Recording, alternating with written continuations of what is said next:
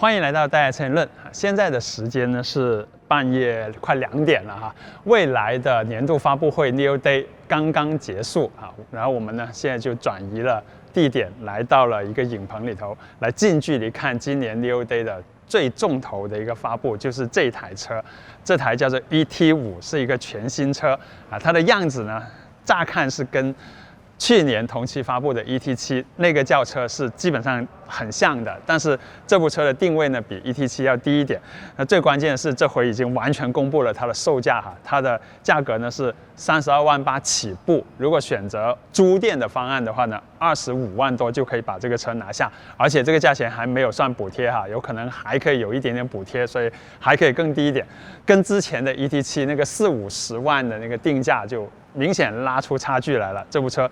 30万出头就可以拿下，然后2022年的9月份，就是明年9月份，它就可以交车了啊！这回也公布了 ET7 的正式交车时间是3月20号左右啊，所以 ET7 交付半年之后，这台 ET5 就可以交付了。那所以这部车其实现在是完全可以纳入到大家持币待购的未来1年啊或者大半年之内，想要买一个纯电轿车的人，已经可以来考虑这部车了。所以今天这一条呢，就把这个车的基本的一些情况跟大家讲一下哈。那首先就是讲讲它的整体的设计风格。我刚才讲了，这个车是比 ET7 要小1号的，具体多小呢？它的车长呢是4.8米啊，不到4.8米，还差一点。然后轴距呢是2.88米啊，也是不到2.9米的轴距。4.8米这个长度其实比现在很多的 B 级轿车都要短了，所以这个车其实在长度上是做得很克制的。但它的风格、它的轮廓呢，也就是延续 ET7 的那种轮廓。整个车呢，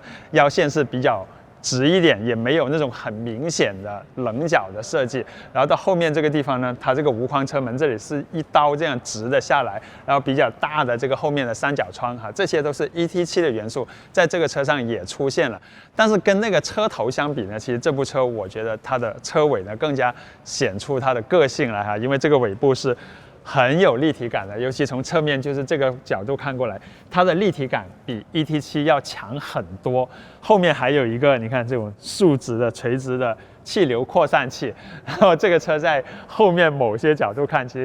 实有点像保时捷的车的哈。那它的后面也是这个溜背造型，而且这个尾门呢其实是这么大的一个开口啊，上面这个尾窗是不开的，然后尾门有这么大的开口，算是一个半掀背的车吧。而这个车的风阻系数是0.24，没有 ET7 那么夸张。ET7 是做到了0.208，因为 ET7 它更长，所以它容易把那个风阻降下来。这部车紧凑一点，风阻就0.24。但是你再看它前面还是有一些扰流的设计哈，包括这个凸出来的这个扰流边啊，就不加修饰的告诉你，我就是运动取向的啊。这个车的车头，其实我觉得未来现在这个家族前脸，应该说一步一步车下来，越来越找到感觉了。这个车的车头，我觉得是未来这么多车里头，从各个角度看是更自然的，应该说是最简洁、最自然的一个。这里还有一个直接是叫 air curtain， 就是直接空气可以这样过来，这里是通的哈。然后你看它的轮圈，轮圈呢是有19和20寸可以选，这个是20寸的轮圈，里面呢配了一个橙色的一个卡钳啊，这也是未来自己研发的一个自动的卡钳。然后颜色上，这部车有9种颜色，内饰也是有很多种，基本上就有无数种内饰颜色可以去搭配。其中这个蓝色还有一个黄色是他们这回的这个广告色吧。那所以整个车的外形呢，应该说还是相当吸引的啊！很多人一看这个外形就，我觉得喜欢的就一见钟情了。因为 ET7 呢，它也很漂亮，但是它很大呀，它5.1米几长。像我这样的人，我都会觉得，哎呀，我不需要买一个5.1米长度的车，日常开起来有压力。但是现在这个车4.8米的长度，而且它紧凑之余，它又没有失去那种舒展的感觉。有些车太紧凑了，你会觉得它好像所有东西堆在一起，但是这部车它还是比较舒展，而且在某些角度看呢，它那种圆滑的感觉还是有点像那些跑车的那种味道了。那好了，看完外观了，说说这个车的内在哈。我刚才说的那个价钱32.8万呢，它是一个标准售价，这个标准售价已经包含了这车的标配的全套的自动辅助的驾驶系统啊，包括它所有的环视的这些高清摄像头，以及一个激光雷达放在中间，这个也是跟 ET7是一样的。然后还有它的全套的芯片算力，超过1000个 T 的很强的算力。那还有就是车厢里面它有一个23个扬声器，1000瓦的那个高级音响，这都是32万8起步价就标配给你的。那还有一个版本38万多的那个呢，就是电池从70度变成100度啊，多了5万8。那这个车的电池呢，目前公布的是可以买到的是70跟100度，续航是550和700公里。那还有一个150度的半固态电池，那个续航是可以超过1000公里，但是那个我不知道明年它能不能交到车哈。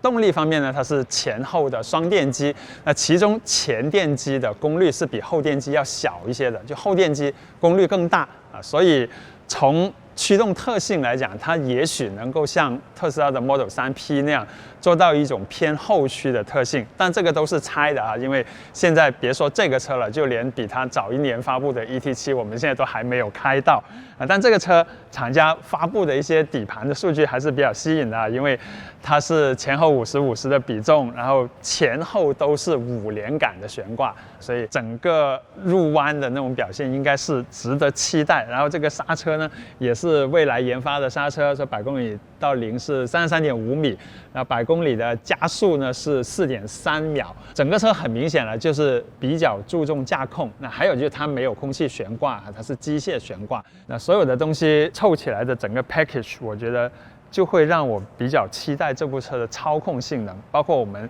有些同事啊，他们订了这个车，他们也说，哎呀，我相信这个车操控会不错的，因为看它那个样子这么运动哈，看它这个硬件规格很高的底盘啊，不知道哈，要等我开过这个车才知道。那还有就是这回也发布了它的内饰的图片，这个车的内饰呢，基本上设计风格跟 ET7是一样的，都是蔚来的那个2个屏幕哈，中间一个屏幕就立着，然后它的副驾位呢是没有屏幕的。可能以今天的眼光，大家看惯了那种3连屏之后，会觉得，哎，有没有搞错？蔚来说自己是高端智能，怎么就没有副驾屏幕？那我副驾要看片怎么办啊？这回他们是提供了一个解决方案啊，他们出了一个 AR 眼镜啊，这个眼镜不是那种很重的那种 VR 眼镜，就是一个很正常的、很轻的眼镜，说通过那个眼镜呢，可以在车里面看到一个巨大屏幕的效果啊。那蔚来就认为，你车里面有了这样的视听娱乐设备之后，就不需要那么多屏幕了。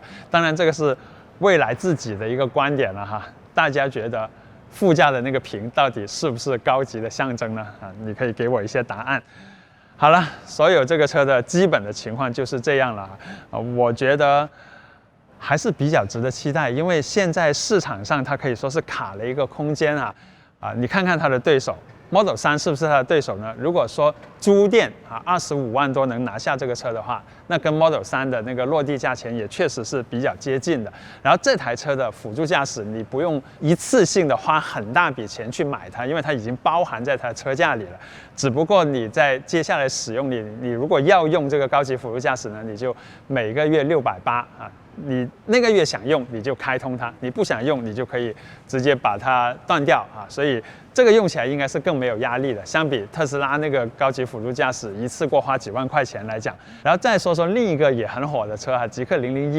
001的整个车体比这个车要大很多，后座空间应该也会比它大。那我相信001的那个底盘的驾控舒适度也是很难被超越的。但是蔚来在它的科技感，在它的配置方面呢，应该又有它的胜算，尤其在智能化方面哈，毕竟新势力还是有他们的积累所在。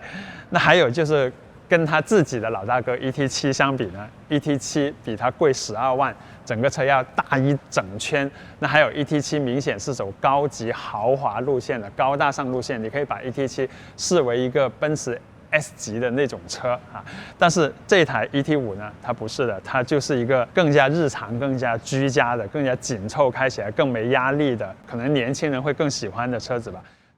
好，看完车呢，我想说说我的感觉哈，就去年同期发布的 ET7 到现在还没有正式交付，要3月份才交付啊。但是这台 ET5 呢，一发布啊，所有价格、所有配置都公布之后，它的交付时间只比 ET7 晚半年，意思就是这个未来的2代平台呢，应该已经完全走在一个正常的轨道上啊，量产已经是马上就在即的了。那现在蔚来整个品牌呢也是发展的也比较好哈，这回 New Day 他们公布他们的换电站啊，现在已经有700多座，然后明年要建到1300座，就换电站的数量要翻倍。那换电就是蔚来最核心的竞争力嘛。那现在的数据蔚来说哈，他们的换电累计已经有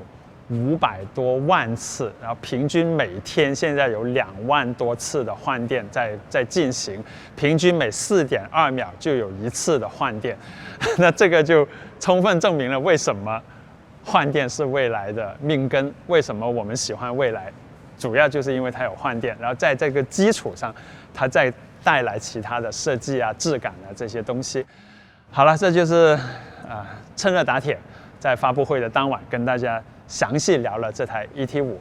啊，我们一定会买这部车，一定会订，一定会买回来再加以学习。然后大家可以继续关注我们，我们也会拉一个群，把喜欢这部车和准备订这个车的朋友呢聚在一起啊，大家可以留意我们的消息。谢谢大家，欢迎持续的关注大家车评论。